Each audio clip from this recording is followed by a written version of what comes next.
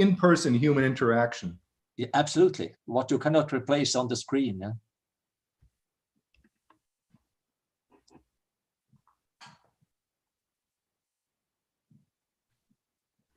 We're getting quite a few participants coming in. Yes, it looks. Is that meeting is just organized by the society, and everybody can hook in? Or you have a list of invitees? Yeah. Yeah.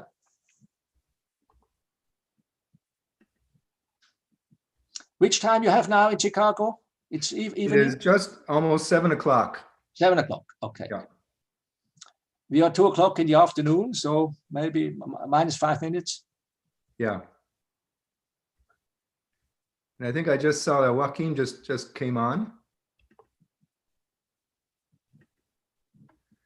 And Dr. Schroeder just came on.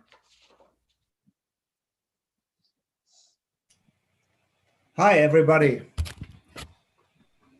How are you? Good to see you again. Oh, good. Hello. One moment. Yeah, that's good. So good to see you. Oh, liver system missing. There he is. Good. Hello, Joaquin. Hey. Hallo Hans-Jörg, wie sieht's Ja. aus? Alles gut, everything fine, huh? Perfect. Habt ihr Schnee Nein, ja, in den Bergen, in den Bergen. in den Bergen? Okay. Aber wir können nicht kommen in die Berge. Das ist ganz schlimm. Ja, das ist not, it's not my problem. You must convince Miss, your government that you can allow. But we will see with the Austrians. Huh? Yes. They are not very keen again. Huh? We talked to Angie and we will convince her that we Yeah. can go. Okay, Angie is the. Otherwise, we have to come to Rick to US. That's Is right. the skiing areas open or not?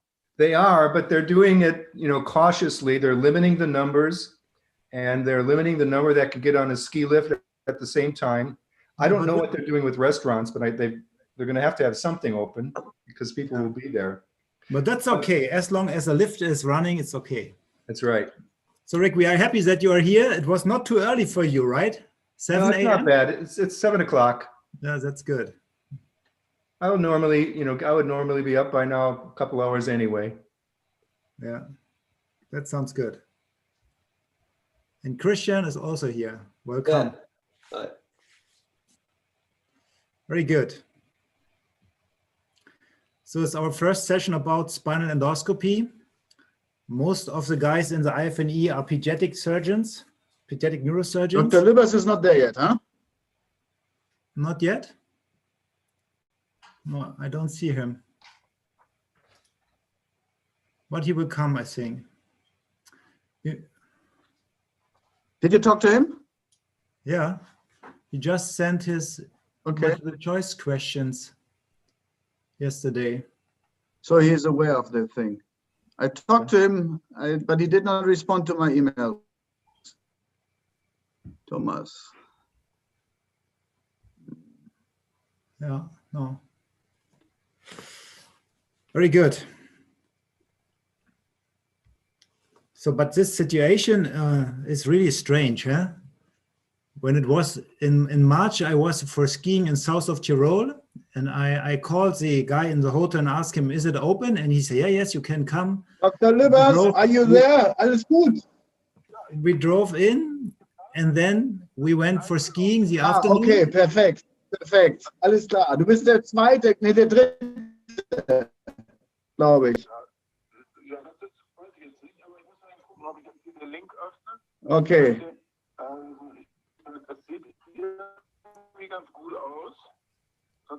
Die hören alle zu, die hören alle zu. 39 Teilnehmer bereits, hören dir zu.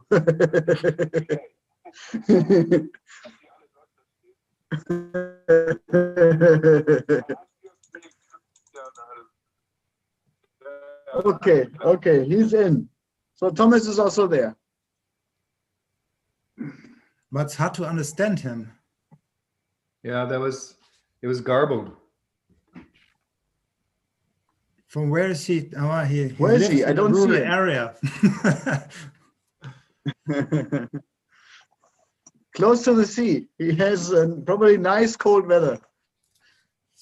Yeah. Now we have sunshine today, but I hope that the situation will be better in March. In March, I want to go for skiing.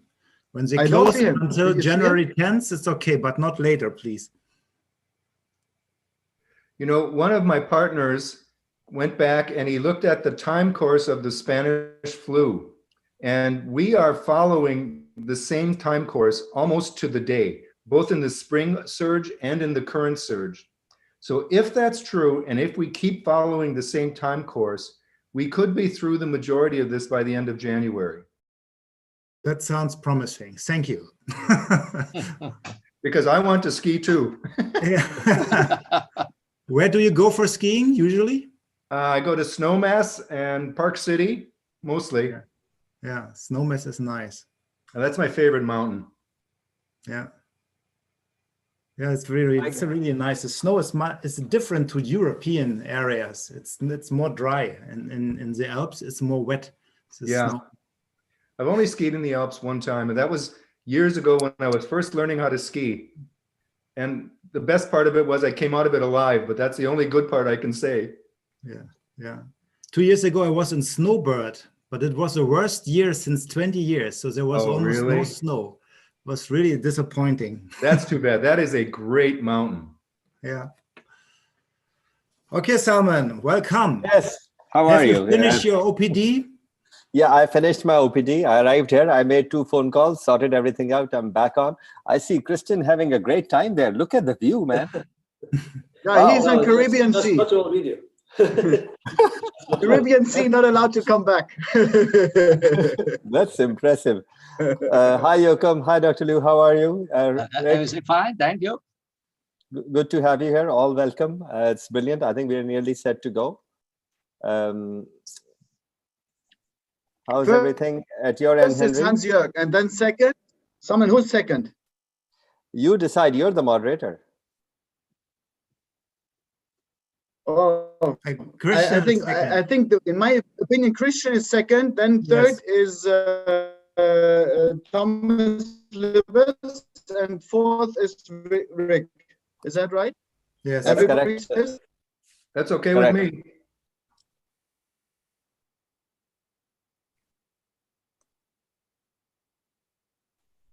Okay, so we wait another 2 minutes, huh? Yes. Yep. I still don't see Thomas, but he's in, I guess. Yeah, can you hear me? Ah, now, yes. We want to see you. Oh, I don't know how to. Yeah. That's better.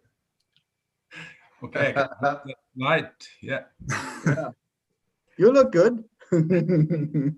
It's pretty cold outside. It just started to give fire to my cabin. My wife, she's so freezing, so we decided to have the cabin on. Yeah, that's good. We too. So, Salman, the question with the presentation, and then we have a quiz afterwards. What is the thing with the 4 questions?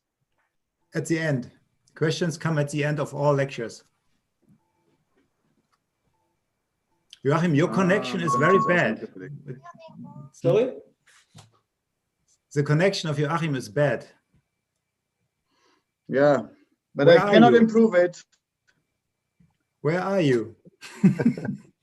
I'm at home.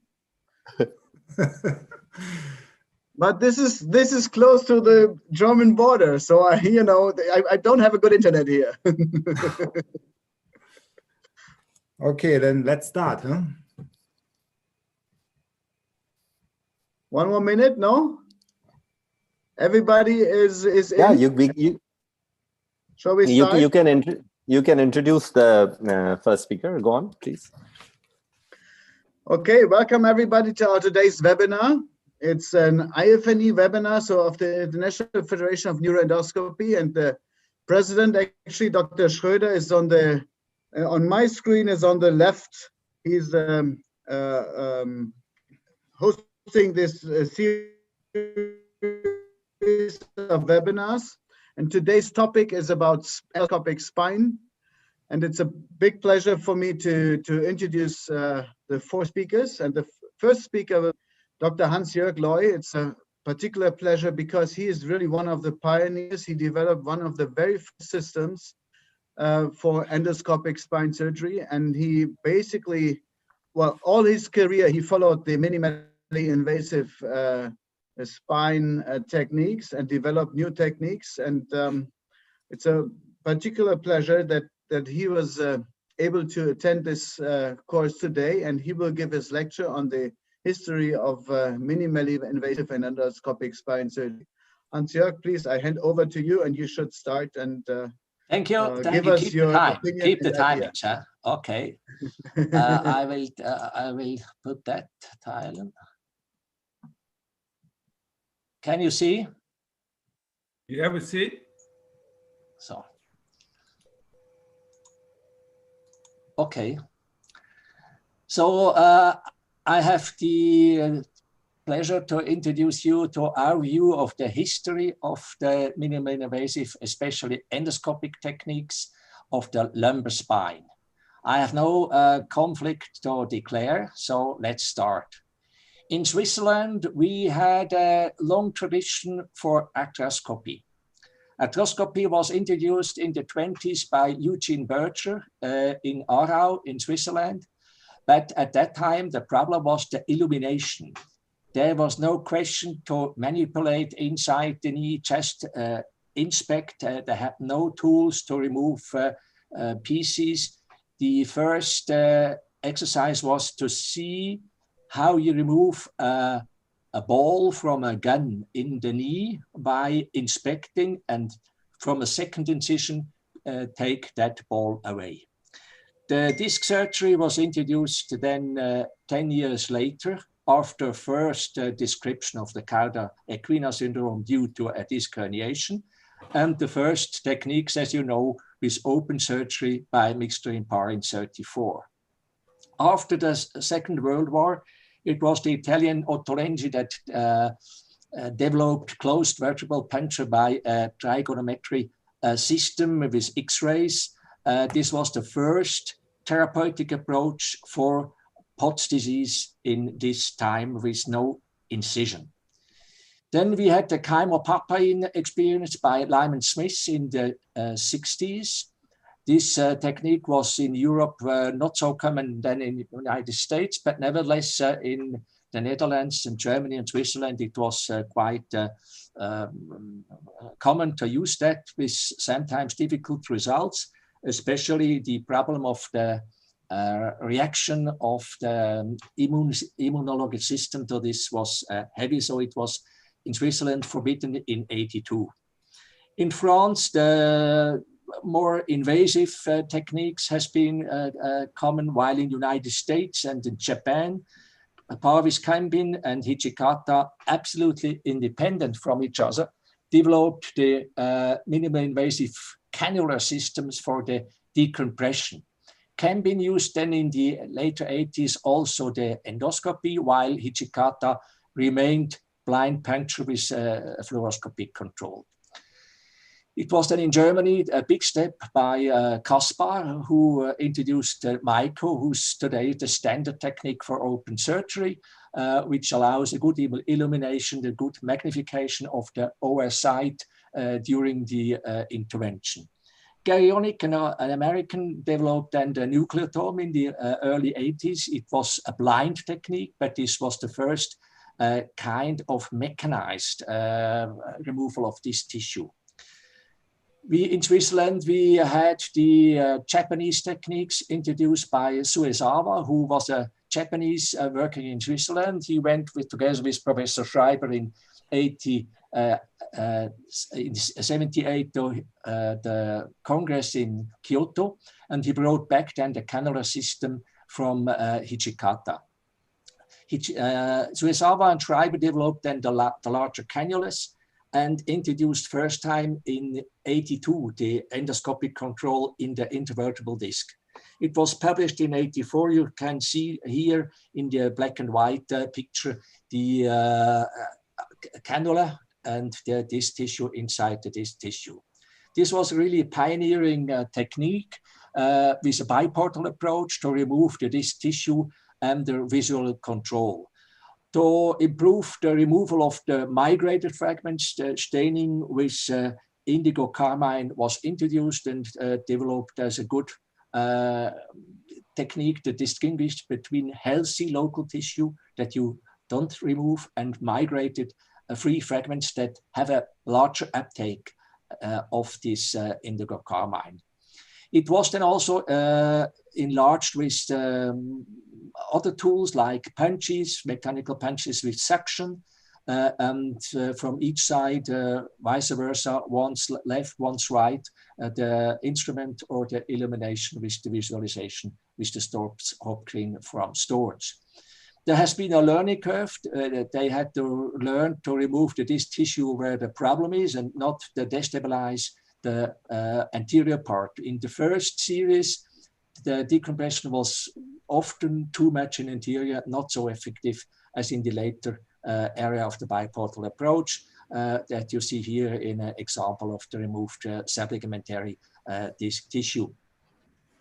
We had also some pitfalls, aseptic end plate information due to the mechanical damage to the end plates when you tilt the cannulas.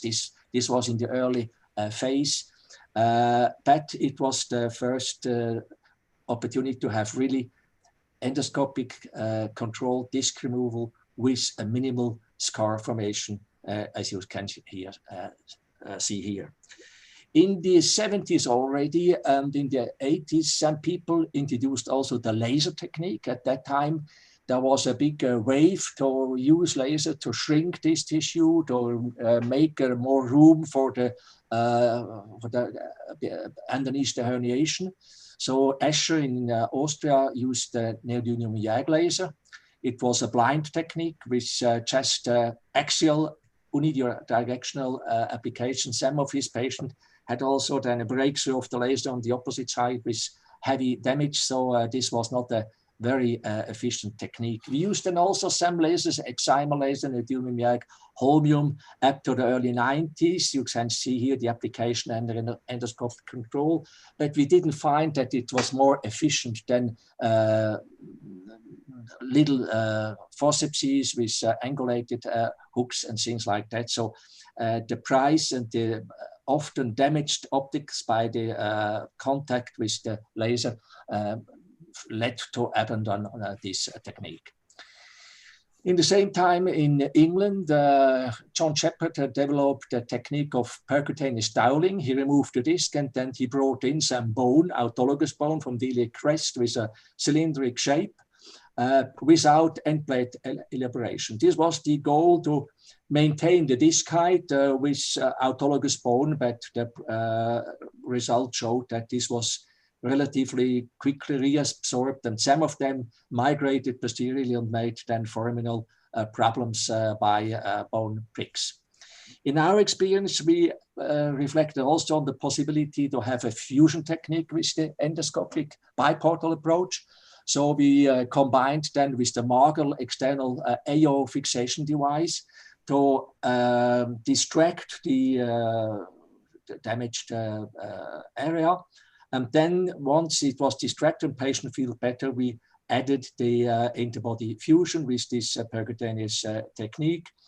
We had special cutters to develop to really open the end plates, as you can see here. When you cannot elaborate the end plates, there is no hope for fusion, because you need the bleeding bone and you need autologous bone graft to bring in to have a chance for fusion. Otherwise, if you use ceramics or biocoral, whatever, this was not the way to go. This technique was quite used in the later 80s and early 90s for cases in which you had not to widen the channel. So it was fine for smaller parts of pseudolisthesis or spondylolisthesis with isthmic lysis, that you needed not to decompress the channels, or only the stabilization. You can see here the interbody site at that time, the opening of the end plates, and again the will encounter. This is a long time result. You see here a younger lady that was operated in 89. In a year later, it was like that. And about 12 years later, 11.5 years later, it was like that. And what is really remarkable, was very nice, is to see how the adjacent level had no adjacent disc disease in the same manner as you would expect when you do open surgery at that time, with the huge opening, with dismantling of the muscles, whatever. So this was our idea and our experience, that the advantage of this technique was the little damage to the muscular structures. You see here the end result. Here the bone pix was taken away, and here the external fixation device. But also in Switzerland, the attractivity of this external fixation device decreased remarkably in the 90s, so it was no more possible to use that technique, and it was replaced then by newer techniques like sextant that you can combine with the interbody fusion technique by bipolar cannular approach. But this was a very good experience to learn, to distract, to manipulate, to open the end plates inside and the endoscopic control. The next step that when we have developed was in 91, the uniportal coaxial endoscopic technique that you could address across one cannula with endoscopic control. It was a modified urological endoscopy tool from Storz at that time.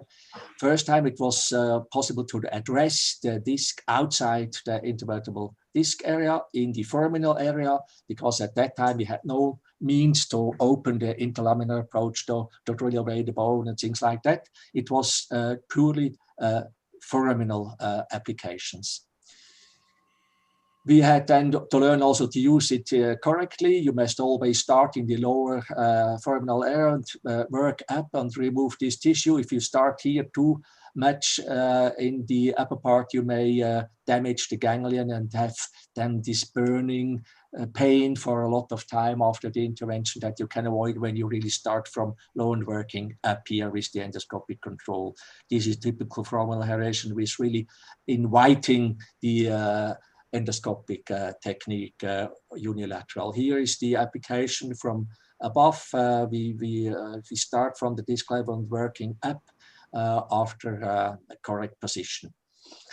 So the fragment that you can remove sometimes are quite large, larger than the working channels. You have to pull them back again across the working channel after removal, after retiring the endoscopic control. So the working channel is 3.5 to 4 millimeters, and the little forceps that we use are 3.2. So it is not a very big instrument that is not comparable to later other techniques like EasyGo, that you can use nearly normal instruments to remove the disc tissue. You can see here the large side of the disc tissue here, that is a big enlargement here. After removal is the under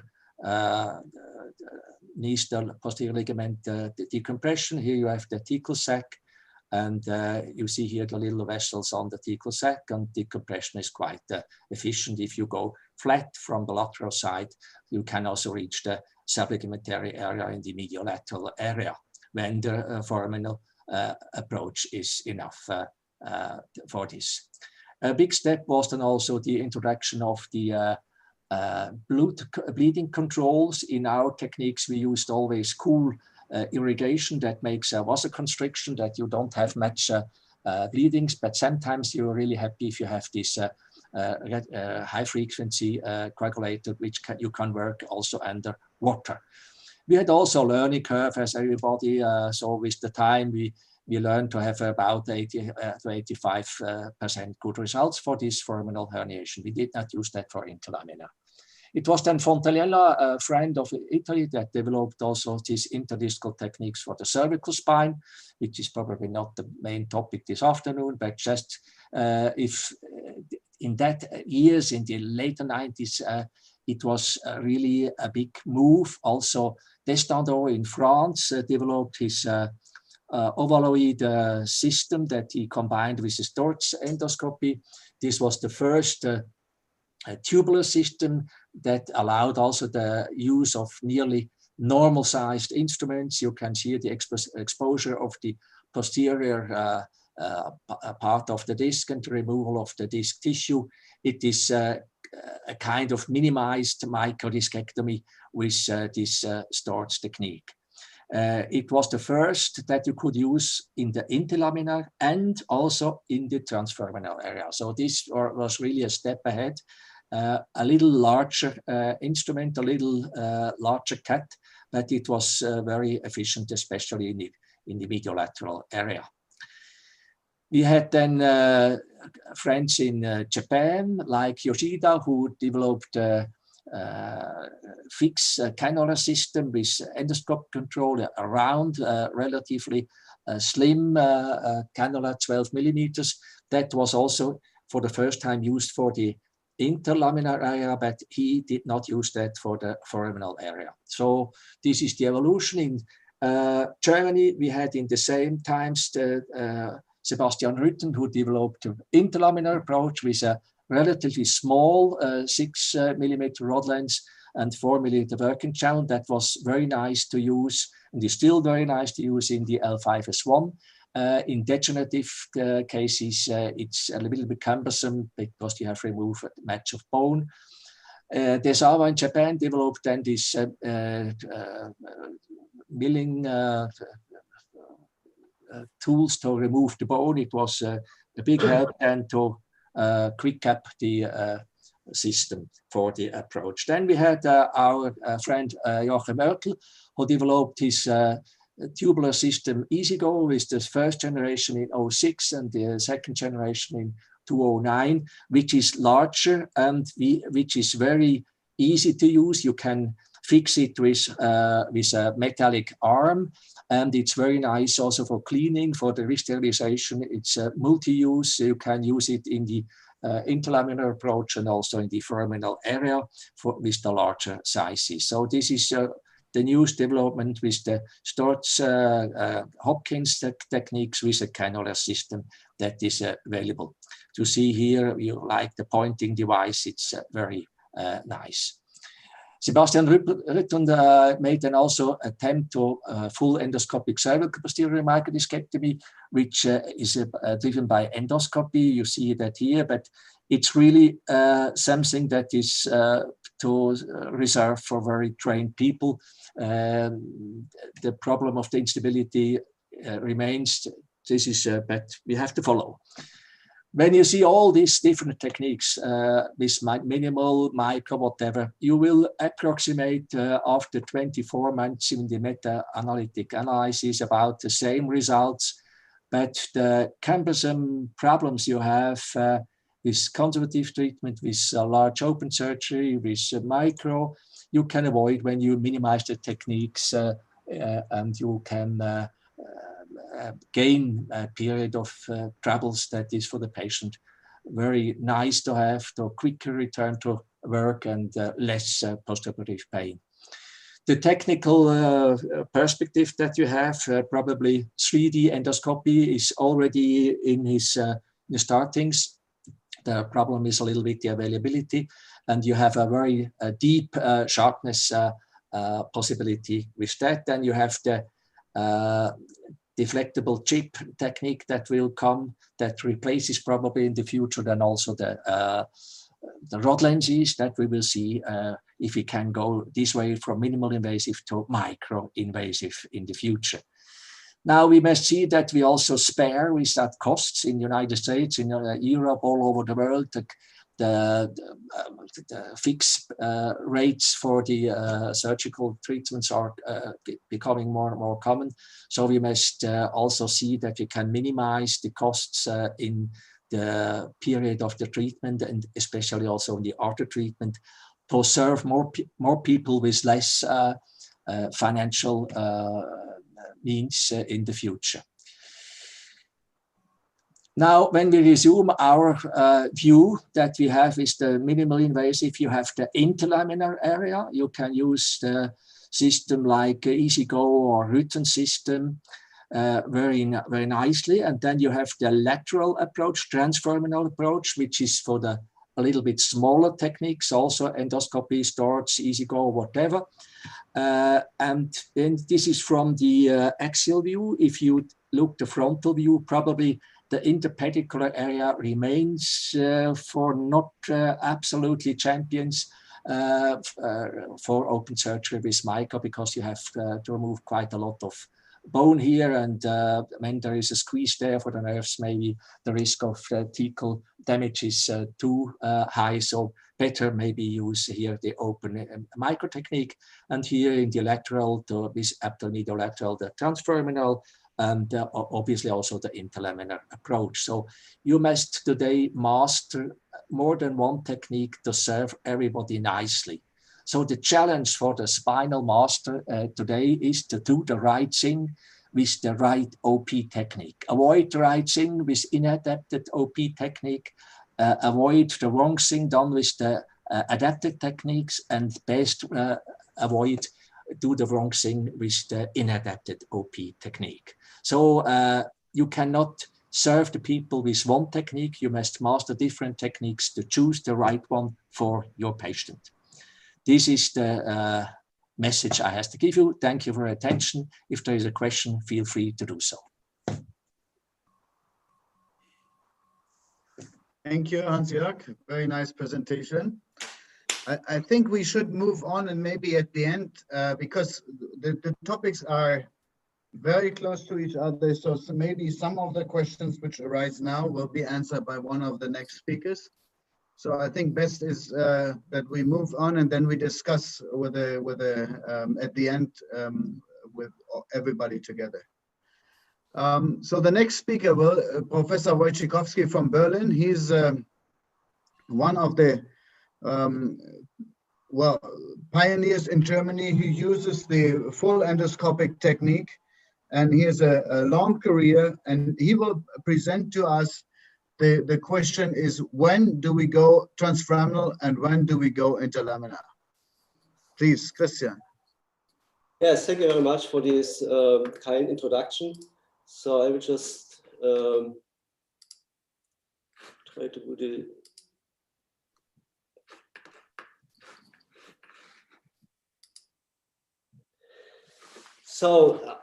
good afternoon to everybody. I would like to speak about the interlaminar and the transfemoral approach for lumbar disc herniations. So advantages and disadvantages. At first, the main advantage of the spine endoscopy is that the size, the BMI of the patients is not relevant. So even in patients with very high BMI, you can use the same strategy than in small patients. So you don't need to do bigger incisions and so on. So the trauma is the same in big patients than in small patients. So we have, as we heard earlier, we have two principles. We have the interlaminar approach and we have this transfemoral approach. And in this transfemoral approach, I think we have two variants. We have this so more posterolateral, so let the angle around 45 degrees, and we have the volatile approach, which is nearly parallel to the posterior longitudinal ligament. At first, I would like to talk a little bit about the interlaminar approach. So the interlaminar approach is best for disc herniation at the level 5S1 because you have a big window, so you don't need to drill and you can easily access the disc herniation. So it looks like in a microsurgery. So you are working from above and you mark your window, and then you will do a small incision, then you use the dilator and then the sleeve, and then you will put the endoscope through the sleeve, and then you use the instruments through the endoscope. So the visual field is very small. So for beginners, it may be a little bit difficult to orient, but it's usually the same like in the microsurgery. You see the nerve root, you see the dural sac, and lateral to nerve root, you will see the disc herniation. So usually we start with a small incision into the flavum. You have the small hole, and when you have this hole, so you will just enlarge it, go more lateral, and you should see the epidural fat. And when you see the epidural fat, you will place the sleeve. With the sleeve had special opening, which is angulated, and with the longer part, you will place to the facet, and then you will rotate the sleeve to protect the nerve root, like you use this, like you do it with the hook. When the nerve is protected, so you have free view of the disc herniation, you can remove it. So I will just show you these videos just to compare the microsurgery with the endoscopy. Usually with the microsurgery, you start with a skin incision, you need to incise the fascia, and then you separate the muscles and go with the depths. With the endoscope, you just dilate the structures and place the sleeve, and you are already in the depths, and you can start the surgery. And the view is much more better. You see all these things are in focus. With the microsurgery, you have this part in focus and this not. So why you need to see it? You can just go a little bit deeper, but then so you have only this part in focus, and this is not in focus. So with the endoscope, all parts are in focus, and it's also better illumination. And you have also sometimes the fingers, because you go into the visual field with your fingers and with your instruments. With the endoscope, you don't have these problems. You can just move the endoscope around, and you will always have the best view. You can just protect the nerve root with the sleeve, and then you can remove the disc herniation. You can see here the finger, so it's always a little bit difficult to keep all these things apart from the visual field. You can see the disc herniation, just remove the disc herniation. So we can just go step by step. At first, small incision into the flavum.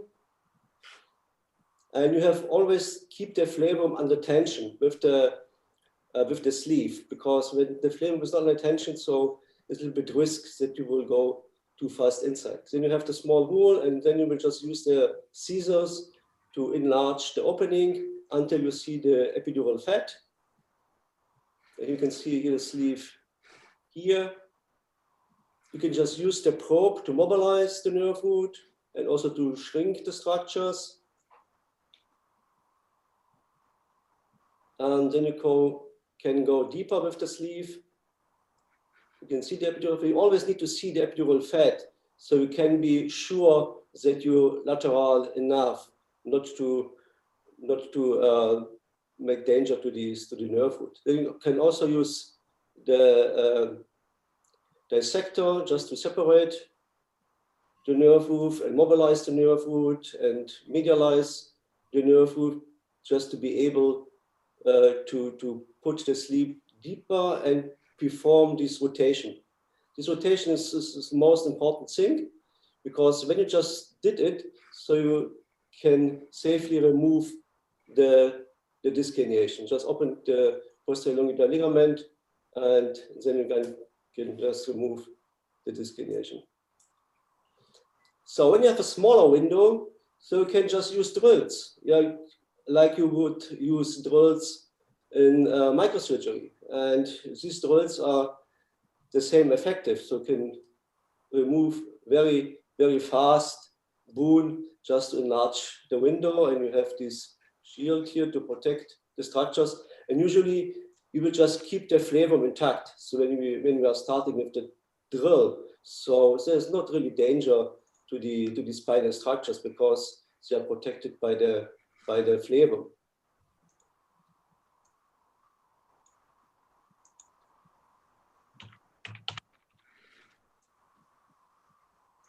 So when we just drilled the bone off, then we can see the flavum, and then we will start to open the flavum with the scissors.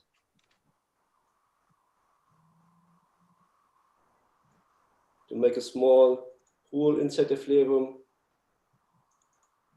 We can also use dissectors for the last layer.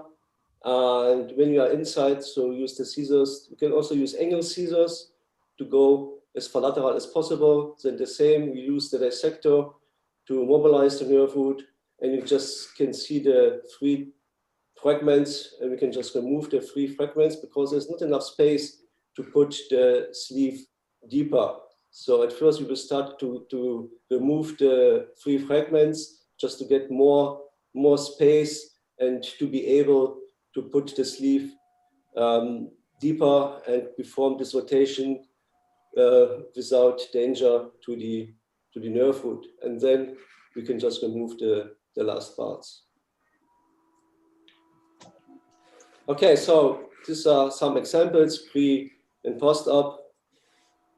So also pre and post-op, you can see the small incision to the flebum, and also these huge disc herniations at L4-5. So we need to drill a little bit more of the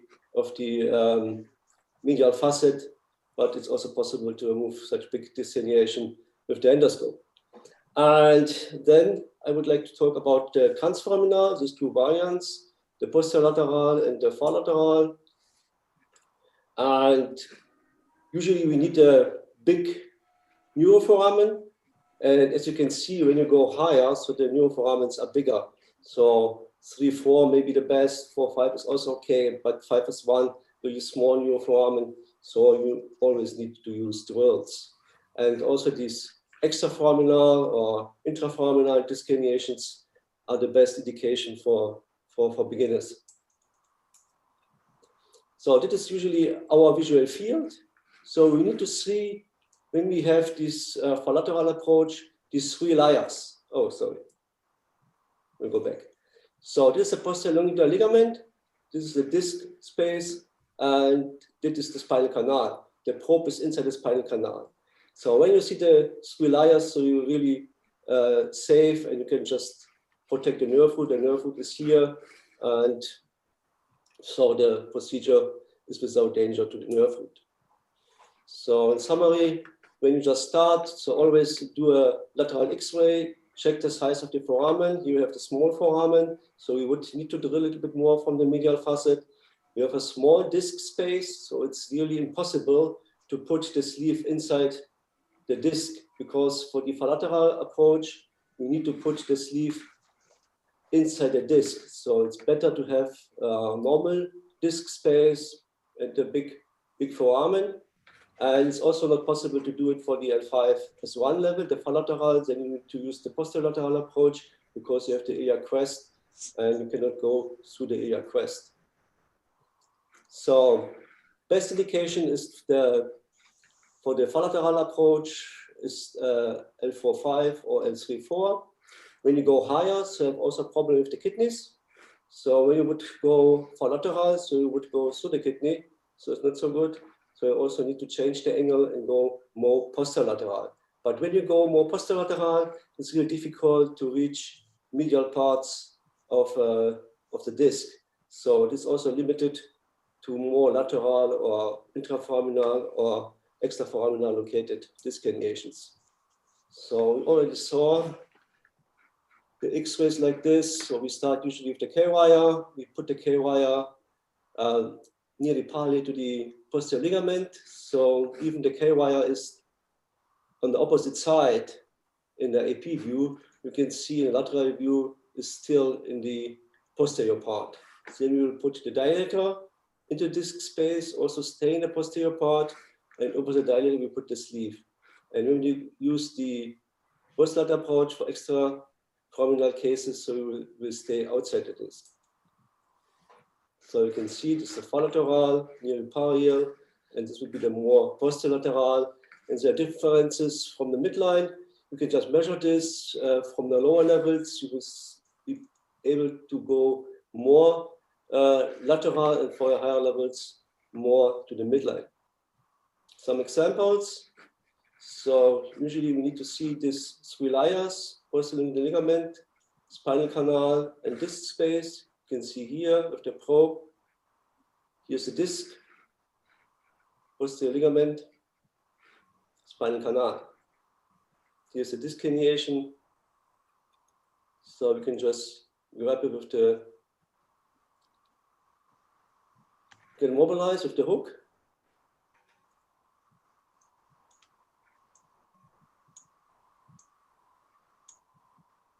Yeah, we have this rounded hooks.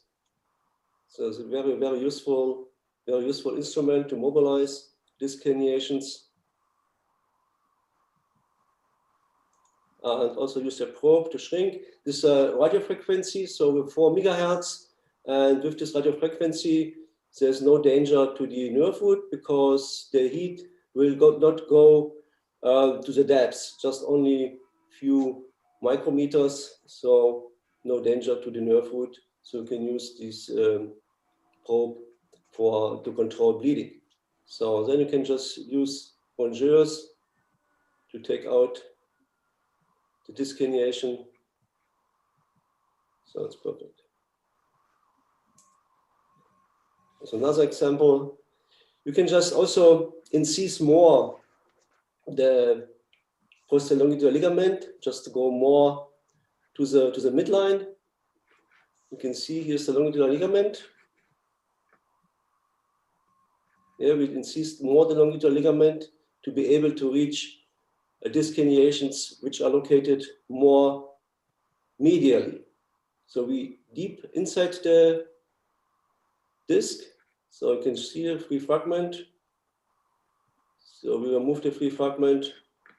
You can see the nerve root, the interdural structure, and here's the opening of the posterior longitudinal ligament. Some examples. So in 3-4, medial disc herniations, pre and post-op.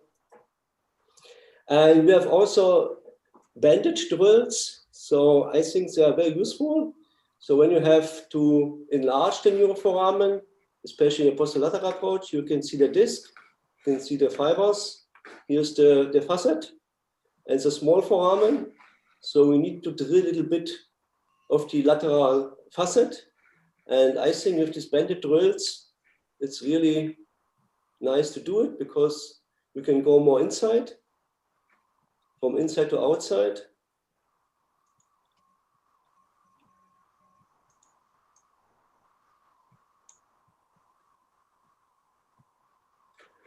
And always stay in the lower part of the neuroforamen because the nerve root is in the upper part.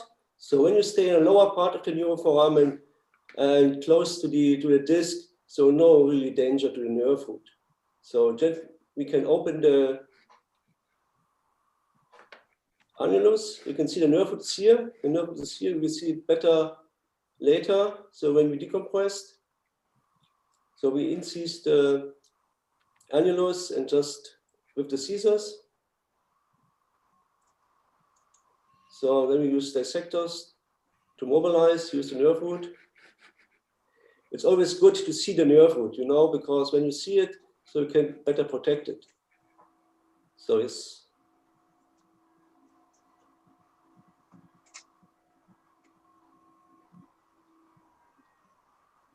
Yeah, it's the nerve root. So we just use also the sleeve to protect the nerve root. You can see the nerve root here. So you can just protect the nerve root with the sleeve and then remove all these pieces, all these fragments. There's also some free fragments and also some osteochondrosis. You can see the small, you can also use the hook to mobilize fragments and remove them with the rongeur. Just use the hook to mobilize fragments.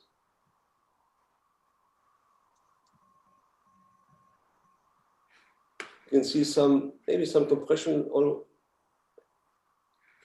came from here. So we also use the rongeurs to remove this osteochondrosis, to decompress effective the nerve root.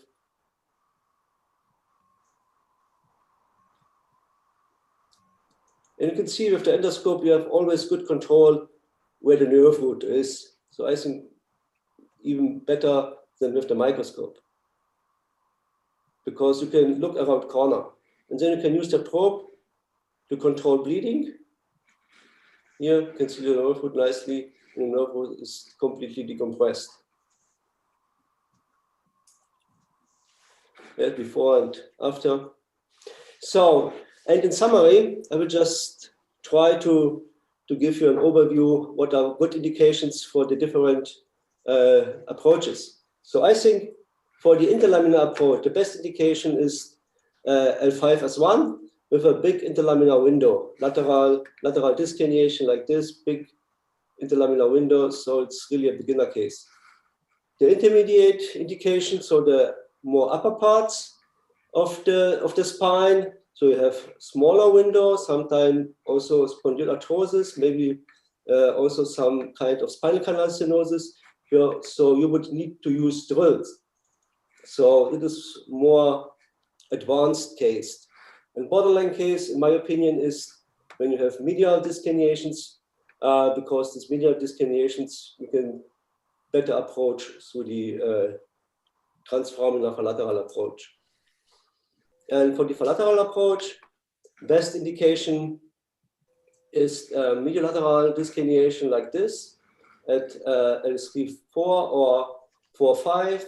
It's a nice height of the disc, a big neuroforamen, and you always need to check the lower part of the neuroforamen, because this lower part is always smaller than the upper part, and the upper part is a nerve root.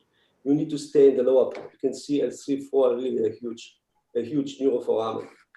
We also perform discography just to see if you are still in the posterior part, so it may be useful for orientation. Intermediate indication is the same thing, but smaller foramen. So you would need to drill, but the experienced hands is not a problem.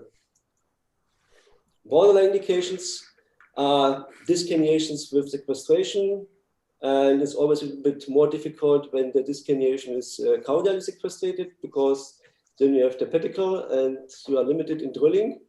But I think also for these disc herniations, maybe the interlaminar approach is a little bit better. Sometimes people think the transformative approach is less invasive than the interlaminar approach, but I mean, it's just to see how you can remove the herniation and not to see what approach should be less invasive only. And contraindications for the lateral approach is the upper spine, like 2-3 L1-2, because you have the kidneys, so you cannot go so much lateral. When you have a disc collapse, it's also not possible, because you need to stay in the disc with your sleeve, and also very small neuroforamens and the AR crest. And for the posterolateral approach, the best indication is the extraforaminal disc herniation at the level 2-3, 3-4, and 4-5, a big neuroforamen, so easy to access. The intermediate is the intraspinal disc herniation, so you would need to drill more from the neuroforamen to get inside the spinal canal. So maybe the interlaminar approach is better. And also the intraforaminal disc herniations with sequestration, or the intraforaminal disc herniation at the L5S1 neuroforamen, the small neuroforamen, so you need to drill more. So advanced case is not problem, but for beginners, it may be a bit more difficult. Borderline indications, always with sequestration in the caudal or cranial, so they may be the interlaminar approach better. And contraindication for the posterolateral is the medial disc herniation, because you cannot reach it when you have a 45-degree angle, so we need to drill much more of the lateral fossa, so it doesn't make any sense. So let me finish, and I always recommend when you start with endoscopic spine surgery, so do it not so fast, because when the speed is too high, so you have more danger for complications. Thank you very much for attention. Thank you, Christian. We have one question from the audience. how strong is the power of the bipolar you use? What setting for the bipolar do you use? I think we use for beginning 40, and then we can reduce to 20. Watt, or yes, I think it's watt. Yeah. But I mean, it's not only the power is not the problem, because the problem is the frequency. Okay. So we use the the radio frequency and not the high frequency. And due to this radio frequency, the heat is only between these bipoles. You know, it doesn't go to the depths. When you use high frequency, so you have more heat in the depths. So it may be dangerous for the nerve root when you coagulate on the dura. But with the radio frequency, it's not a problem.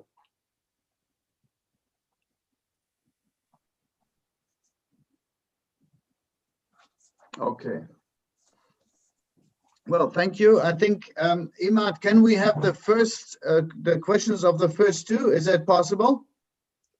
Imad, is he here? Sir, we have not forwarded the link for the quiz right now. We can do it. So we do it at the end? Yeah. They all have to stay. Okay. Yes. Yeah, we don't want them to go. So we move on to the next speaker. It's a pleasure for me to introduce Dr. Lübbers. Dr. Lübbers has developed an endoscopic inter-laminar and far lateral endoscopic system, so a multi-modular system. And we will listen to him and his experience during the development of this technique, and how he, lives now with endoscopy and spine surgery after developing for many years his systems. Dr. Lübbers, please start. Well, Yes, I think I tried to start. Share the screen. Professor Wojciechowski has to finish his presentation. Yeah, just close the screen. Thank you. Thank you. Okay. Okay, I start to open my presentation. Yeah.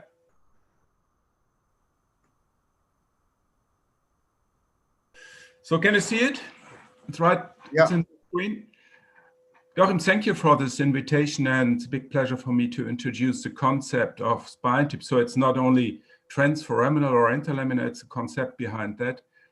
And if we look what is going on with percutaneous approaches, so we have three main approaches, and Professor Wojciechowski just said, so this is a transforaminal approach we have, this is an interlaminar approach, and this is a posterolateral approach. I want to talk today about that, I think, fascinating approach, and that's the Gainween approach, because Hans-Jörg said that they started with a posterolateral approach when they introduced first time the scope into the disc.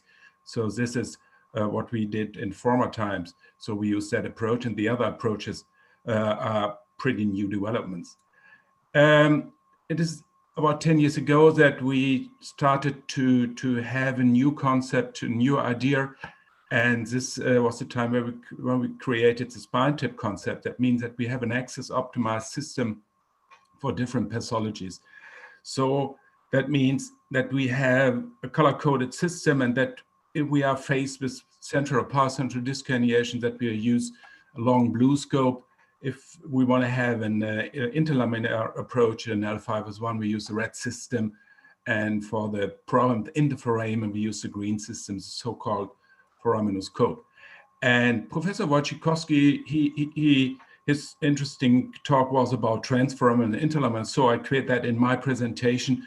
I just care about posterolateral approach and further and new developments and new ideas in this spine tip concept, as the topic of my speech is current concepts.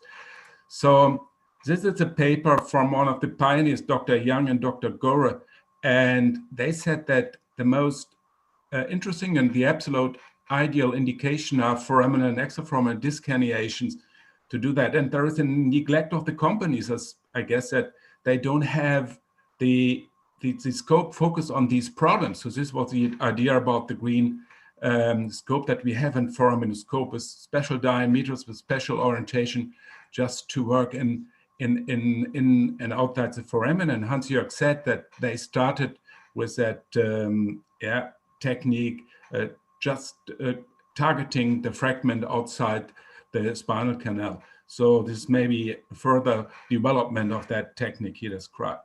So coming to the problems when we are using this green scope.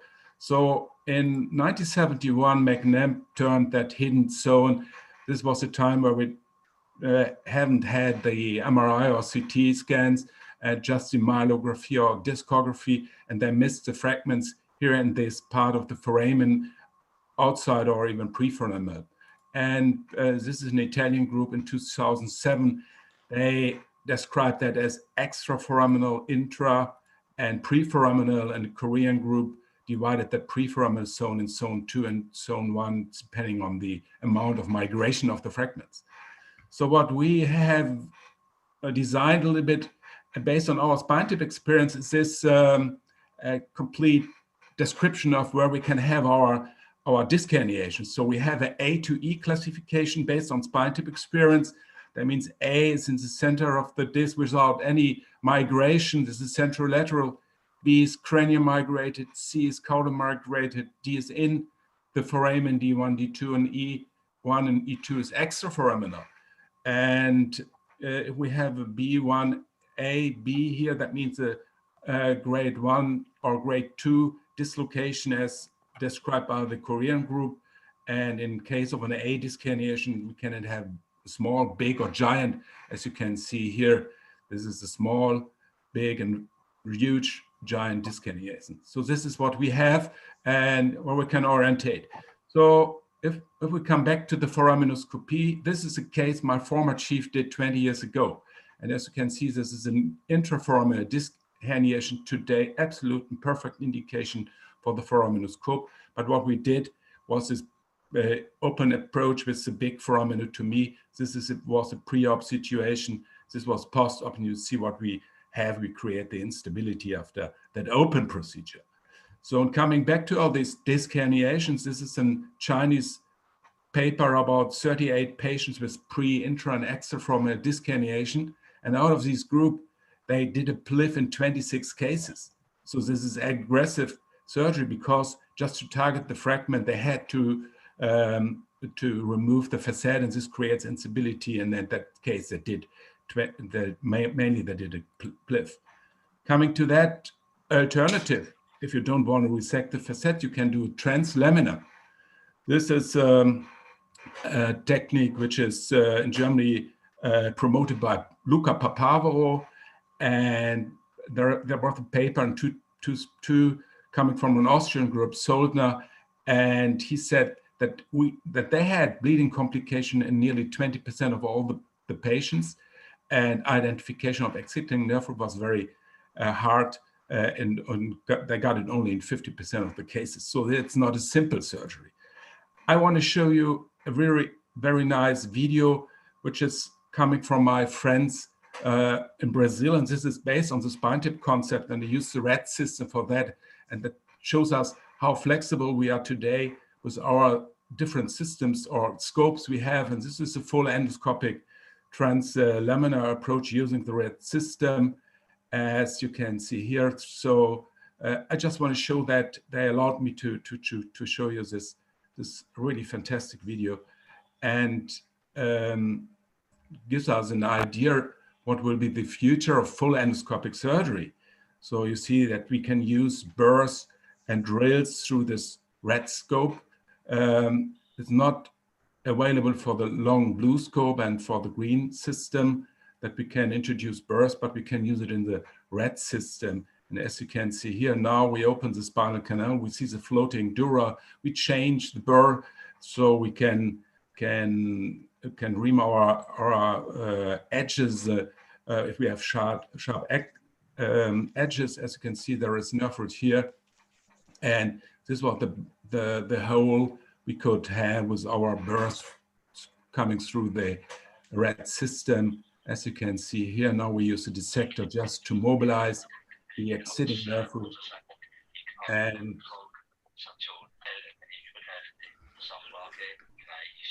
so yeah, now we see the fragment. This is written in Portuguese or Brazil language. And finally, we got a very big fragment out of this spinal canal. It's around the pedicle. And this shows us the decompression of the neuron structures. So iemand am 28. it's a bipolar Nog in the controle not radio frequency. So this is a big fragment, and finally we had that 3D animation here. So I think it's a wonderful video coming from our friends from Brazil. So this is possible. And if we go back to our foraminoscopy, why should we do that? Because with our angle 45 degrees, Professor Wojciechowski said, we have a wonderful view to the exciting nerve root like we are doing at that. So we have a little bit a different technique compared to the description from Rutten. He has his so-called extraforaminal technique. So we are always starting in the center of the disc. And it's very important for us to follow a strict protocol of puncture, because otherwise we will get in conflict with exciting nerve root. Most of our procedures are in general anesthesia. So what we have to do, we have to puncture the disc first to perform the discography, but have the guidance to our instruments. So we have to touch here, then we are sure that we don't have any problems with the exciting nerve root. And this is our first orientation. Then we're sliding into the disc, and we have to be in the center of the disc. And then pathology is not only outside the disc, it starts in the disc. That's why we're coming from the center of the disc. So this is D1, D2 intraforaminal disc herniation. We are going in with our tubes after discography. Then we removed the script in the literature as a foraminal retreat technique. So we are just faced with the disc herniation. So and then if we are out in the foramen, we have the freedom to go more flat, more shallow, just to address this B herniation, cranial migrated disc herniation. And if we have a more steep orientation, we can get these extraforaminal disc problems. Let me show that on that case I did in 2017. It was a 51-year-old male patient. You see the big extraforaminal herniation here. This is an intraforaminal disc herniation here, and this is a preforaminal situation. So we had to, it was a challenging situation just to bring our technique in this patient coming all together with the flat and shallow and more steep orientation. You see the discography here. Good situation to avoid the recurrence because central parts of the disc are quite normal. Then we are starting our surgery in the disc. In that case, we had a big fragment probably pushed in after introducing the tube into the disc. And maybe I can go a little bit. And then we're doing this foraminal retreat technique, and then we are moving into the foramen. We're going a little bit more cranial. That's the difference to what Hans-Jörg said about his technique. He's staying in the annulus. We're going inside the disc, and then we're going into the Kamen triangle. And as you can see here, we removed the intraforaminal part, but there's still the preforaminal herniation left. And so we have on the left side here, the nerve root, which is still covered by the straight non-bevel tube. And we are able to use some Higgs and probes to mobilize this fragment here, the big one. And this is, as I said, a more shallow orientation for have these B herniations. And then we're going more steep just to get these extraforaminal disc herniation. This fragment was still inside the disc, so we're putting out the base of the fragment as well, which is in the disc. Pathology is still in the disc, as I said, and the technique is a modification of inside out. And if we remove the big last fragment, then we have the clear identification with our tube and with our optic. You see that's the Kamen triangle right now here. So this is the steep orientation we had for this extraforaminal part. But finally, we looked at the Kamen triangle. This is exciting nerve root. In this case, it was L4. And you see that preforaminal fat is floating into the field.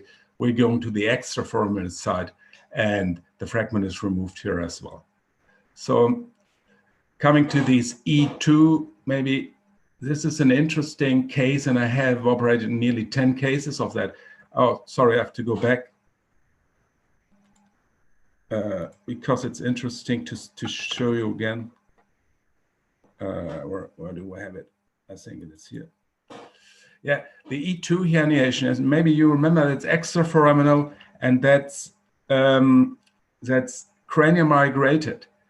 And this is in L45, and it's really interesting because the fragment is in front of the exciting nerve. Here's the exciting nerve, and the fragment is here. It's extreme lateral disc herniation, as you can see here. So what we're doing with our foraminal retreat technique, so we're going into the Kemen triangle, we push away the nerve root with the straight non-bevel tube, and what happens is that the fragment's coming into the field, which is lying anterior. And we have really, this pushes away the nerve, and we have an access to this deep located disc herniation. So I submitted a case report to the journal Die Wirbelsäule, which is coming next year with an extreme lateral. It was still as extreme as this case, and I think that is a very good technique to address this interesting pathologies. And this is an open procedure. Of course, it's difficult to treat that. So just to give me a short remark on what we're doing with the blue system, with transforaminal. We always try to do transforaminal even in L5S1. As you can see in that case, you can bring the needle in the right spot. And so even if you have a high iliac crest, you can have it like here in the posterior fifth and in the midline. So I don't do any more Inter-Lamina approaches, because there are some reasons that we can discuss, but it's possible to have it transforaminal as well as L5S1, as you can see here, that the case 1-1, and we removed it.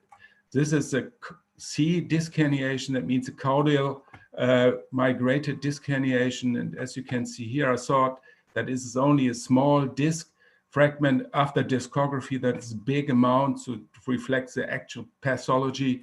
And what we did is a so-called half and half technique. We used a bevel tube, and one is outside, one of the half of the bevel is outside the canal, and this is the traversing nerve root. So as I said, we learned a lot in the last 10 years about using the three main scopes we have. And what we are doing here is that we can even address delicate disc herniation like this TE12L1 central disc herniation. You can make your plan. Yeah, if you bring your needle here, then you can introduce it, even if you have a problem here with the kidney. But we're doing all our patients in a prone position, so they're coming in anterior, they fall down anterior. So I never had problems with the kidney.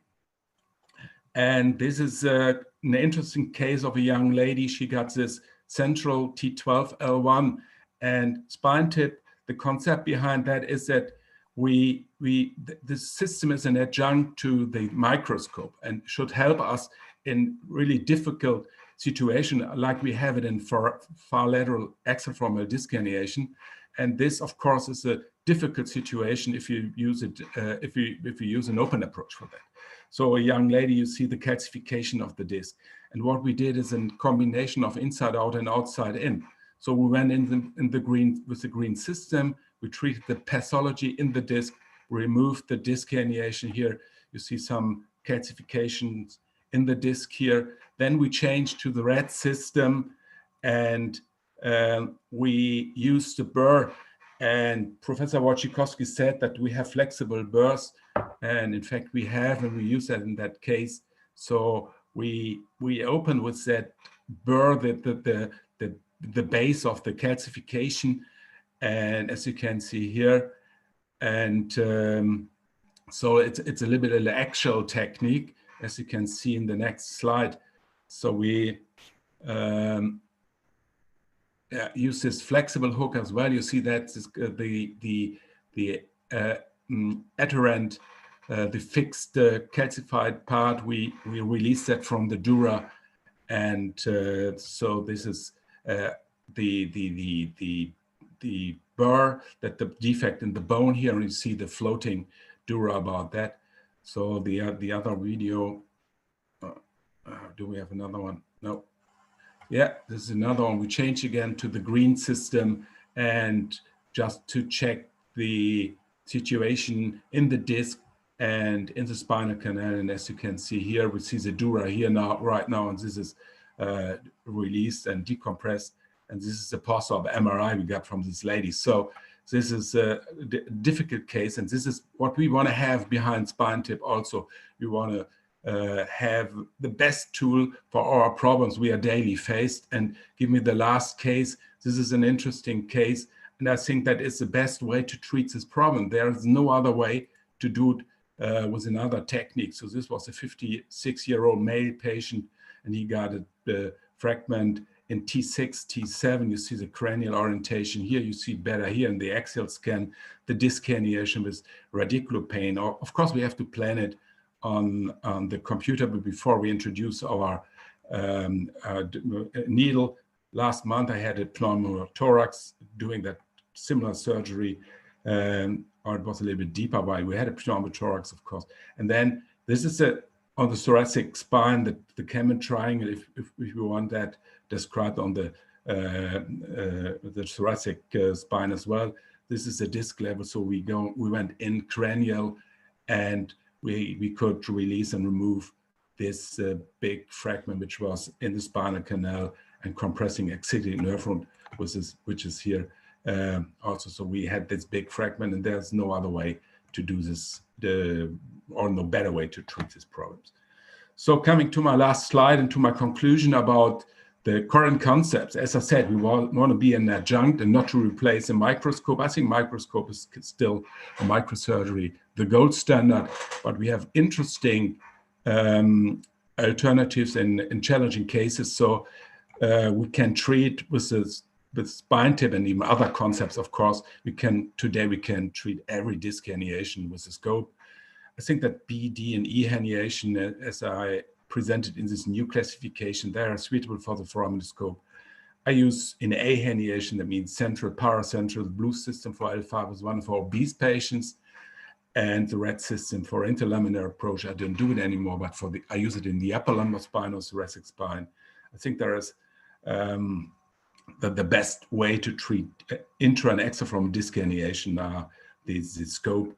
And as I said, the system is flexible, and we can combine green, red, outside in, inside out to really difficult cases. So these are my current concepts of spine tip. So thank you.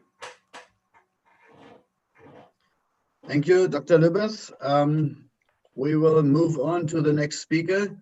For all the participants, the quiz will be after the next speaker. It's a pleasure for me to introduce Dr. Fessler. I think he's one of the very few minimally invasive spine surgeons who really influenced the last, let's say, 2 decades of minimally invasive surgery. So he has a vast experience in endoscopic, but also in minimally invasive fusion techniques. So he really is one of the big names in endoscopic and minimally invasive spine surgery. And it's a pleasure for me that he will bring us now the minimally invasive parts of fusion techniques. So Rick, please start your presentation.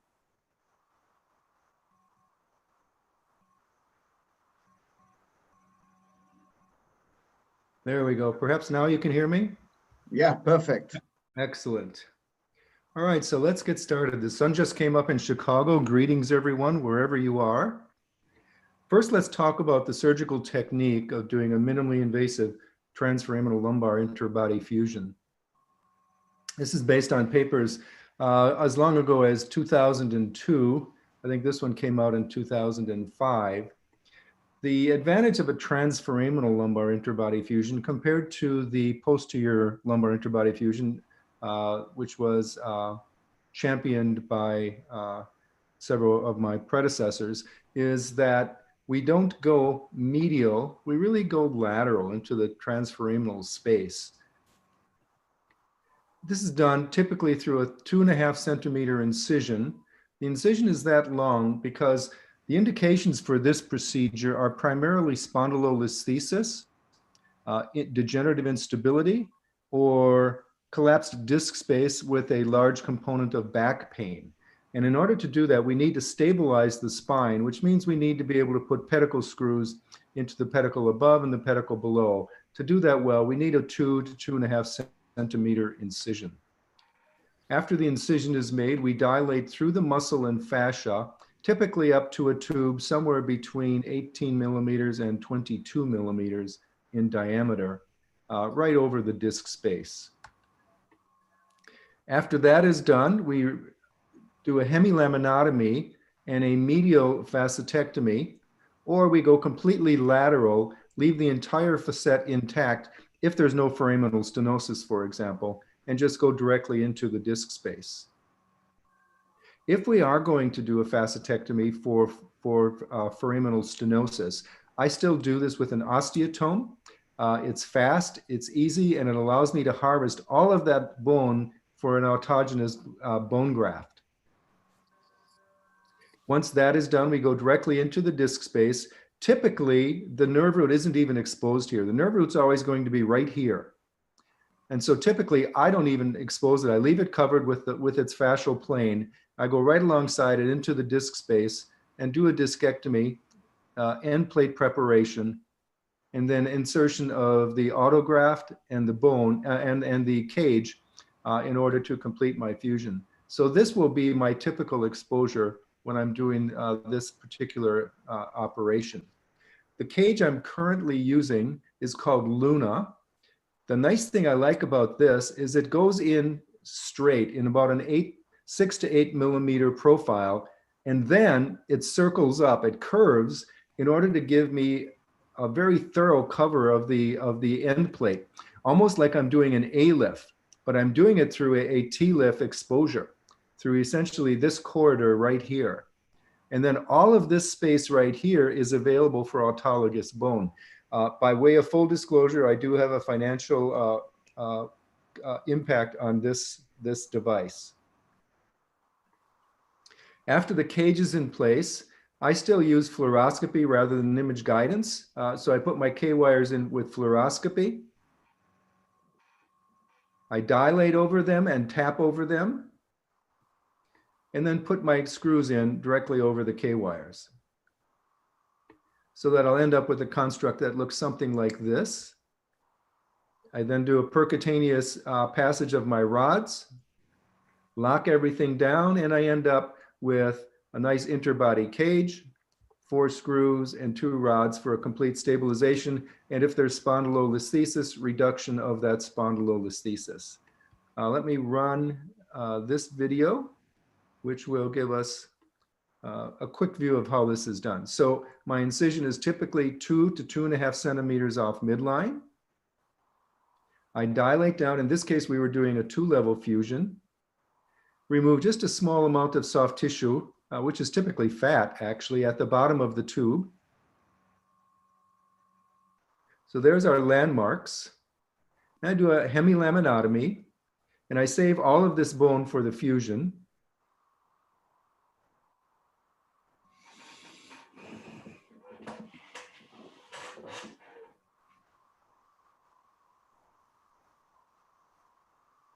And then my facetectomy with osteotomes. Now I do this in a very specific way. I make sure that my osteotome is exactly on the bottom of the superior pedicle and the top of the inferior pedicle.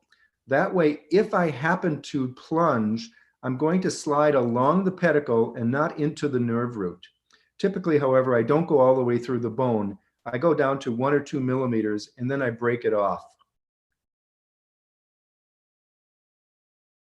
We'll expand into more of a foraminotomy if there's foraminal stenosis. And this typically gives us enough of a lateral exposure that we really don't even have to retract on the dura.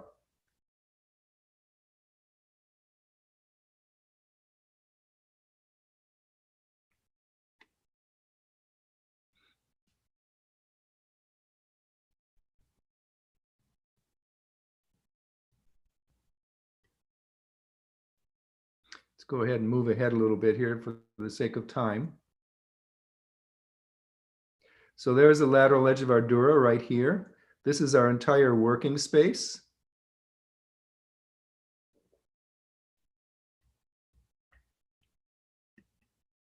And here's the nerve root over there. So I'll coagulate the epidural venous plexus, incise the disc.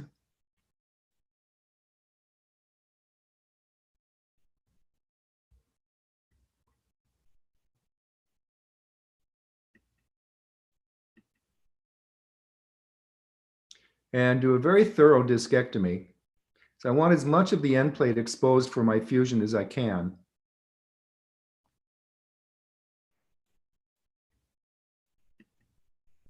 And in this particular video, I was just using a static cage. So I then use the fluoroscopy to place my K-wires through Jamshidi needles, advance them into the vertebral body, place my screws and my rods. In this case, we were reducing a grade 1 spondylolisthesis. And then we get a nice final ending like that. So this is the cage that I prefer to use right now, called Luna. Gives me about a 25 millimeter end plate coverage with all of this space available for fusion. And as you can see, we can get really nice, solid fusions with these cages. So in comparing a minimally invasive to an open technique, in one of my early studies, comparing my cases with my partners, our patients were essentially the same age. I had a few more male patients than he had. He had more female patients. But we were doing fusions at the same levels, primarily L4-5 and L5-S1. Dropped our blood loss from approximately 1 liter to 200 cc's. This was quite some time ago. Our average blood loss now for a TLIF is 50 cc's. And in all the years I've been doing this, which is almost 20 years now, I have never had to do a transfusion for a single level TLIF. We reduced our need for pain meds by about 1/4, and we reduced our hospital stay at this point by about 1 day. Our typical stay right now is 1.5 days for a standard TLIF. We've come a long way on our management of pain, and that's one of the reasons we've been able to reduce our length of stay. The technique of the surgery itself hasn't changed very much, except for different cages, for example. But our management of pain now is quite far advanced compared to what it was at the time of this study. In terms of our improvement in outcomes, Oswestry had a significantly better improvement than open surgery. SF36 had a significantly better improvement compared to open surgery. Our fusion rate was 98%. Our visual analog score, significantly better using minimally invasive compared to open techniques. And when we compared complications in the minimally invasive technique, in this particular study, we had absolutely no complications whatsoever. My partner had 1 CSF leak and 1 position-related complication. What about 5-year outcomes? In terms of fusion rate, there was no difference in this particular study by Seng with a 97.5% fusion rate. In doing a meta-analysis by Chuan, there was a highly significant reduction in adjacent segment disease following the minimally invasive procedure compared to the open procedure. In another meta-analysis by Khan, looking at fusion rates, there was no significant difference between minimally invasive TLIF and an open TLIF. Again, in another meta-analysis, there was no difference in fusion rates, as you can see, no difference in complications or reoperative rate, and long-term outcome was essentially the same between minimally invasive and open techniques. Looking again, 100% fusion rate at 24 months using a minimally invasive technique. Another meta-analysis looking at minimally invasive versus posterior, there was no difference in fusion rates. So again, time after time, each of the studies is coming out indicating that our results are either equivalent to or better than open surgery. using a minimally invasive transforaminal lumbar interbody fusion. Our short-term results are we have significant decrease in pain and pain medication, significant decrease in blood loss, significant decrease in hospitalization, much faster return to normal activity, and essentially we have eliminated infection as a complication of surgery using minimally invasive technique. Long-term outcomes at 5 years, really no differences in their pain measurements at outcome, their fusion rates, or the complication rates. So the advantages, it's a procedure that's very similar, whether it's done open or or through minimally invasive technique. It's a familiar approach now to most surgeons. It's a very routine and rapid positioning. You get excellent exposure of the disc space with minimal risk to the neural structures. Compared to the lateral procedure, we don't have to worry about the femoral nerve. Compared to the anterior procedure, we don't have to worry about abdominal viscera. We get an excellent decompression and fusion and instrumentation through the same incision. We don't need to reposition the patient, and it's about a 90-minute procedure. It's got an extremely highly reported fusion rate now through multiple studies over many years, and it's got a highly reported satisfaction rate. So right now I am working, have been for several years, on a completely endoscopic technique. This will be done through an 8mm tube, and it should be on the market by the third quarter of 2021. Thank you all. Thank you, Rick, very much. I think we should move on to the quiz now. Imad, do you display us the questions? Imad, can you please show us the quiz? Yes, sir. Thank you. Thank you.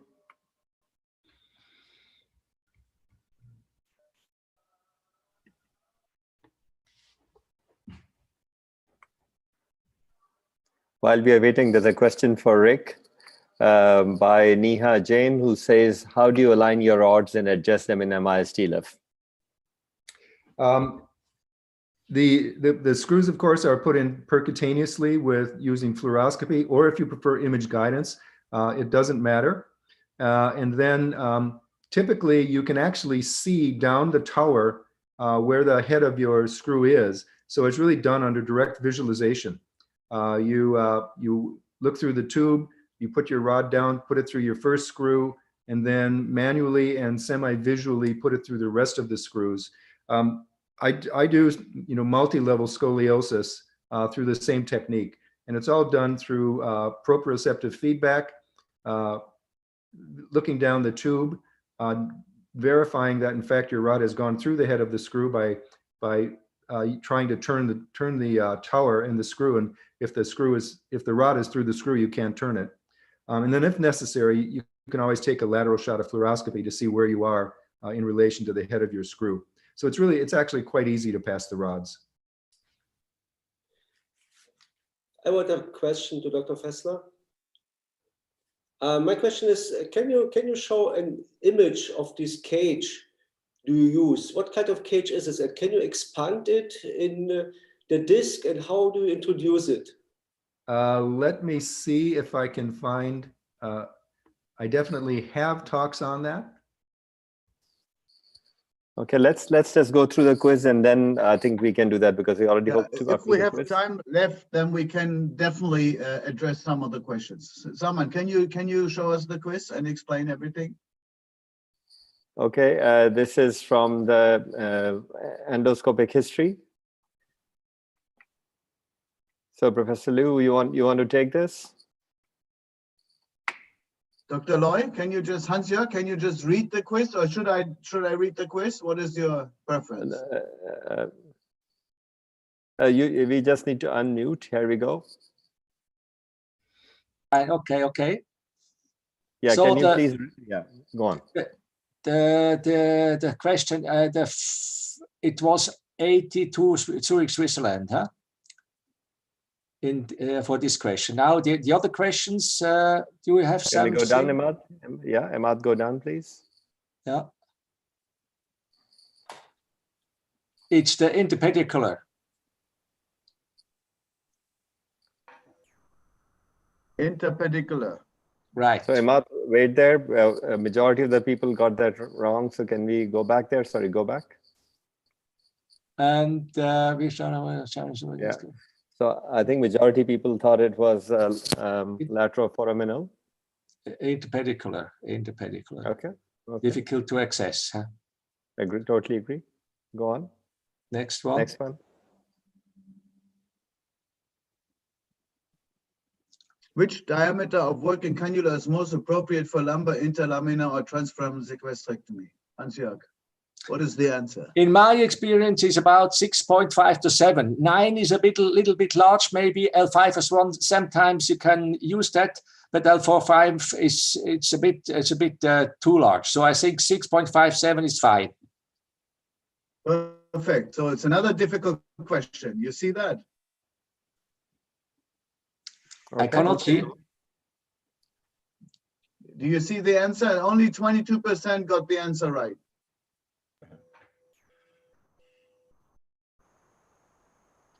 Okay, Should I read it again? Minimally invasive TLIF has been demonstrated to reduce adjacent segment degeneration. So that's Rick's questions. I think it's Rick's question. Yeah. He may answer.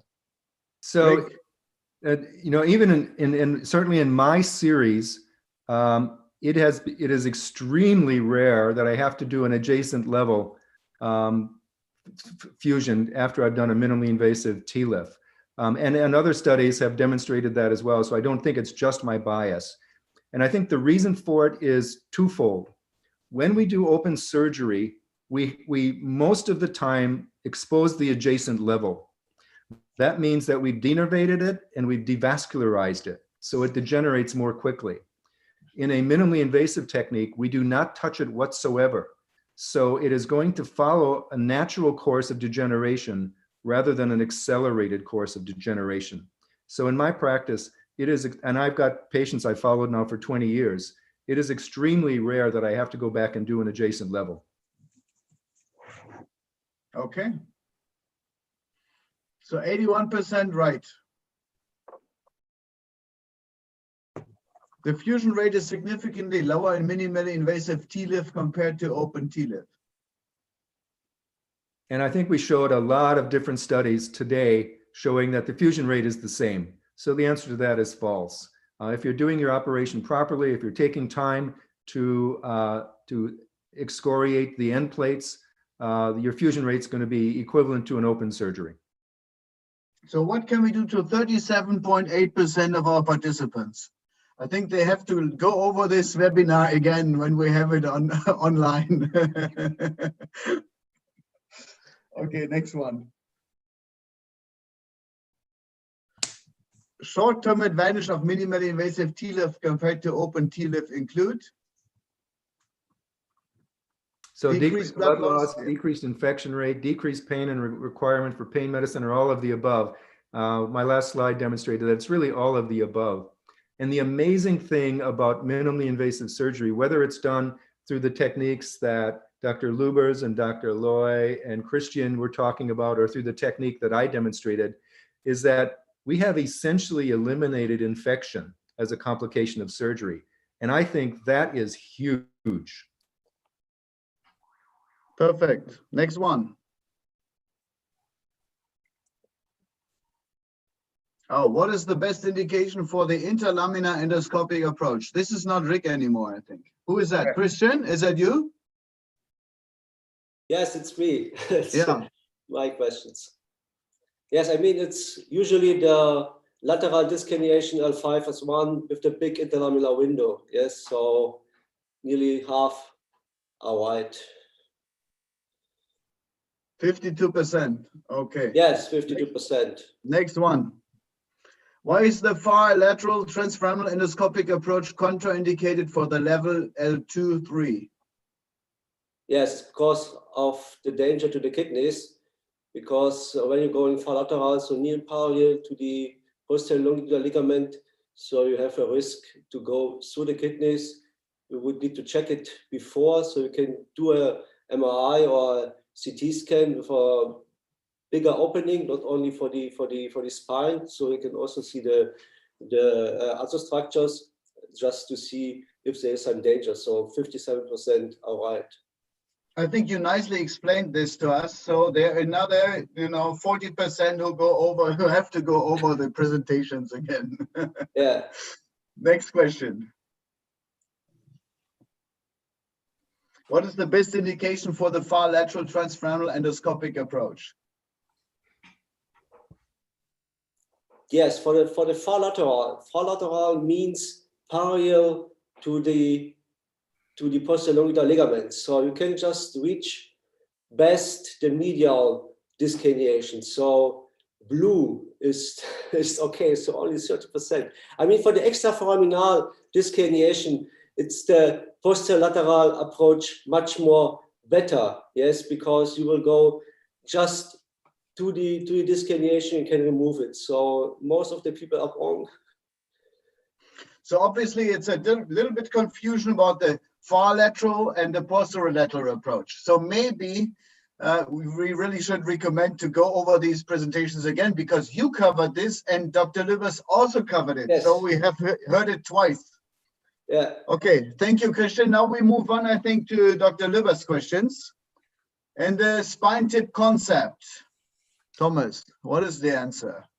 Yeah, as I said, we have a color-coded system, and the green system is figured out for dealing with problems in the foramen, so it's called a foraminoscope. And we have nearly 1/3 of the so 62% have to go over the color-coded system again. Well, at least 1/3 is right. Maybe my presentation is not clear enough. Is the new developed A to E classification for lumbar disc herniations? What is that in the new developed?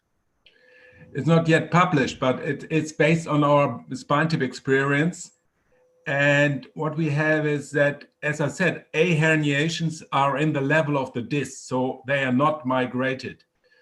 So we have D herniation, as I said, that we have that in the foramen, and they are lying in the hidden zone. That's the only right answer of that multiple choice question. So all other answers are wrong. So E herniation, I will not comment on this. Yeah. Next one. Okay. The foraminal retreat technique. Yeah, it is a modification of the inside-out technique.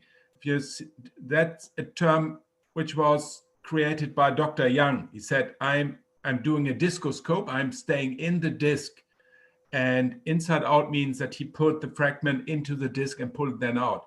So that's the right answer. So it's a modification of the inside-out technique, and it is not a modification of the outside-in technique, which was described by Tom Hoagland. So he's going into the spinal canal. He doesn't go into the disc. So we should start with that in the center of the disc. So now we have to go back to the. Yeah, go to 3.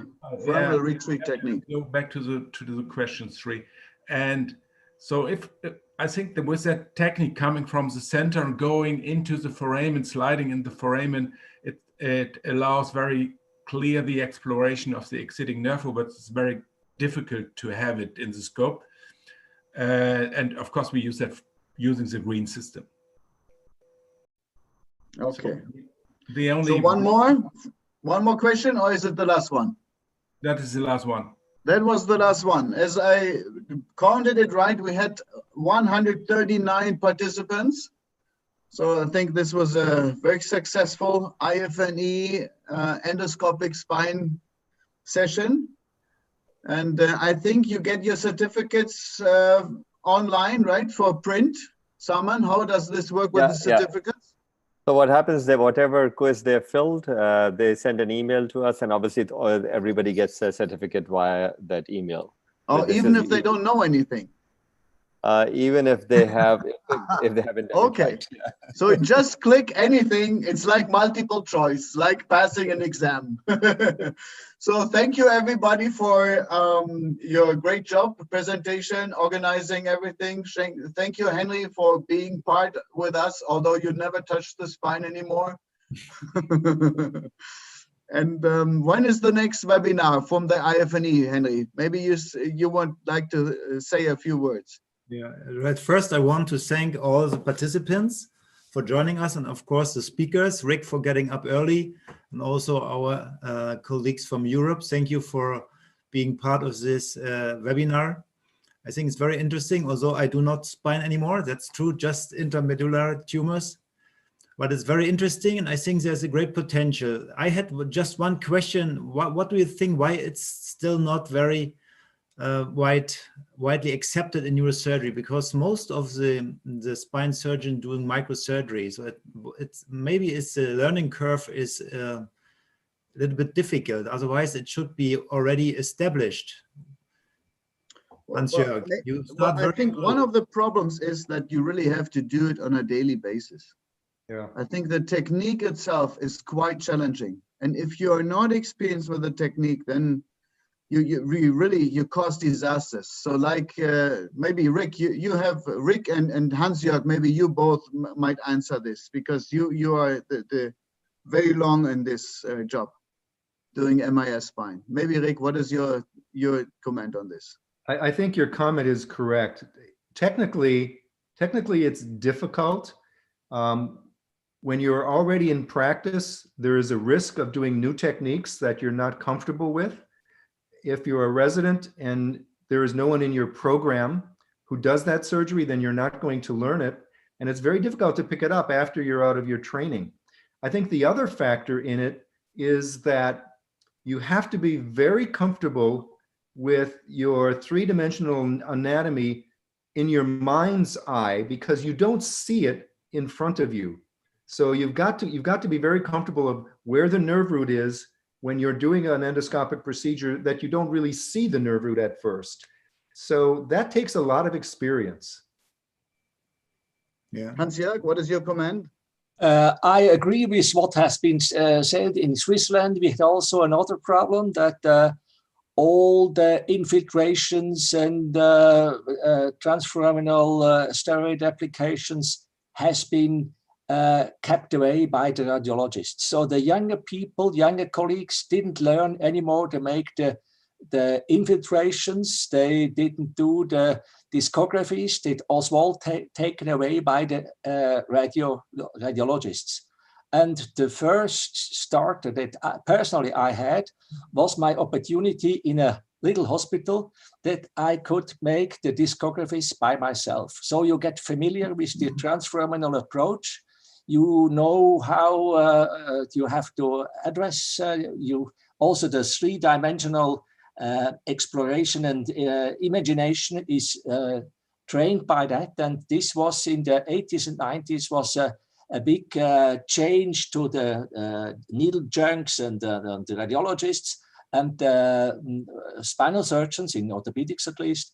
They lost a little bit this approach. I think another aspect is, if you are very experienced, probably it's easiest for you to change from microscopic to endoscopic. But when you are very experienced, probably you have extremely low complication rate with microscopic.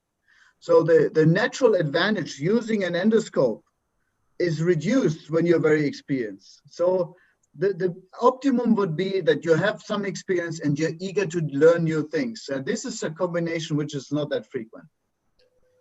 Joachim, can I give a comment on that, a short comment? Yeah. Yes. You allow me. So when I was started with the endoscope, we're 9 minutes due, but it's fine. Yeah, I just make a short comment. Because it's very, I think it's important because it gives us a little bit an answer to the question from Professor Schröder. I was started with the endoscope as a neurosurgeon when I was very familiar with the microscope. And what I have learned in 20 years is that microsurgery is a very, very good surgery. And we cannot replace that. And I had a competition situation in my hospital. I did the same case with the scope, and my partner did it with the microscope. And what we saw that his results were better in many of cases. So you can't explain that the stuff that this is a better technique to use the endoscope. So what we learned more and more to have the good indication, like foraminal, thoracic, whatever. This is what it makes the endoscopic surgery. That's, in my eyes, the reason for that. Yes. Thank you for this comment. The problem what we have, we are an academic institution. We have 5 people in private practice, and they take all the soft discs and nice discs what we get as the recurrent cases, and the 89-year-old with bypass surgery and with this bony foraminal stenosis. That's why we have not enough patients to train it. That is our problem.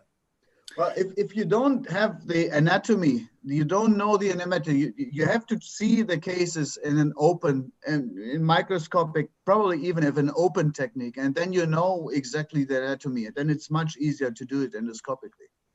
So I think in this situation, when you have problems to train your residents, then it's very difficult to establish an endoscopic technique. Yes, exactly. So finally, thank you everybody.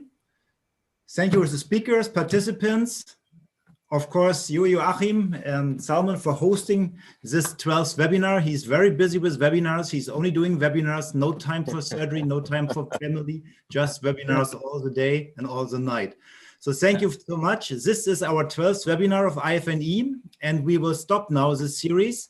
So there's Christmas next month, and then we want to do a course which usually was in Naples with physical attendance. So now, because of COVID, we have to make it a virtual meeting. Maybe we will do it with live surgery. This will be announced later. So I wish everybody a Merry Christmas and a Happy New Year. And I hope to see all of you next year. Thank you for the participation. Thank you. Bye-bye. Thank you, everybody. Thank you. Joachim, just 1 second. If you could switch on your video and everybody switch on their videos, we're going to get a group photograph. Please switch on your video. Joachim, you need to switch. Yeah, now we can see you. Good. And we all can smile like Joachim. You know, don't laugh like him. Okay, picture. Done. Everybody smile. Done. Echo, can you switch on your video, please? Okay. You already left. Good to see Sebastian here. There we go. That's it. Okay, bye-bye. Bye. Thank you. Bye-bye. Cheers. Bye-bye. Bye-bye. Have a nice weekend. Nice first Advent.